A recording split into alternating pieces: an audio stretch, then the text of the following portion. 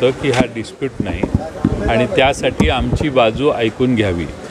आमची बाजू ऐकून न घेता निवडणूक आयोगाने हा डिस्प्यूट आहे असं एकदम जाहीर केलेलं आहे. तर आम्ही आता वकिलांचा सल्ला घेतो आहे.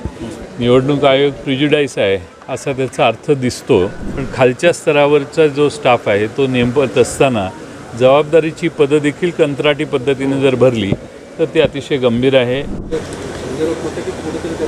ते उपमुख्यमंत्री आहेत, त्यांना काही दुसरी कामं असतील, कदाचित शक्य झालं नसेल आज. पण नियोजित दौरा होतो ना. हो सर, दौऱ्यात मला माहीत नाही. दुसरं असं 6 ऑक्टोबरला सुनावणी होते, तिथे तर ऑब्व्हियसली दूध का दूध पाणी का पाणी करावंच लागणार आहे, कारण शेवटी अस्तित्वाचा प्रश्न आहे. तर पुढं काय नियोजन आहे तुमचं? तसं नाही, आता आमची बाजू मांडू.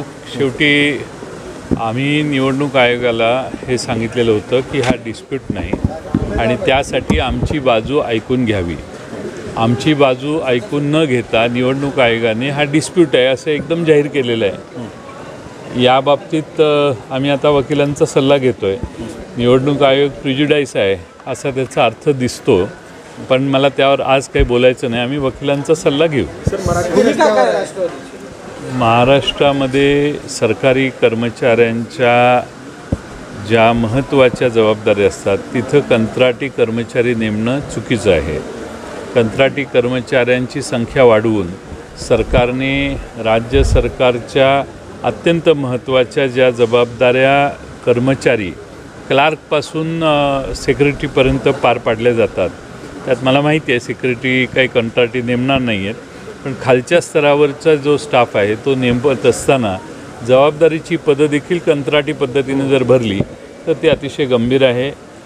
पैसे वाचवण्याच्यासाठी सरकारने बेभरोशाच्या लोकांना तात्पुरत्या सेवेत घेऊन त्यांच्याकडून काही कामं करून घेतली आणि त्यात जर चुका निष्पन्न झाल्या तर त्याचा भुर्दंड जनतेला बसू शकतो आणि त्यामुळं कंत्राटी कर्मचाऱ्यांची नियुक्ती अत्यंत आवश्यक असेल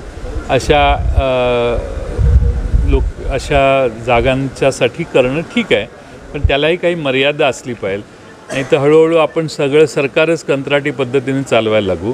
त्यातला दुसरा दोष असा आहे की ज्यांना कंत्राटी पद्धतीने नेमलं जातं ते 1-2 वर्ष झाल्यावर संघटना बांधतात आणि त्यांची आंदोलनं सुरू होतात आणि काम राहतं बाजूला. असे काही वेगळे क्लिष्ट प्रश्नही आहेत आणि महाराष्ट्रातल्या तरुणांना सरकारी सेवेची आवश्यकता असते किंवा गरज असते. हजारो लाखो युवक आपली परीक्षा देत असतात, तयारी करत असतात. कधी ना कधी शाश्वत अशा नोकरीची आपल्याला संधी मिळेल असं वाटत असतं. शेवटी नाईलाजानं त्यांना कंत्राटी कामावर बसावं लागतं आणि कंत्राटी कामावर गेलेला जो युवक असतो तो कायम त्याचं आयुष्य अधांतरी असतं आणि म्हणून कंत्राटी कामापेक्षा कायम स्वरूपाच्या नोकऱ्या कमी होणार नाहीत याची काळजी सरकारनं देखील घेतली पाहिजे.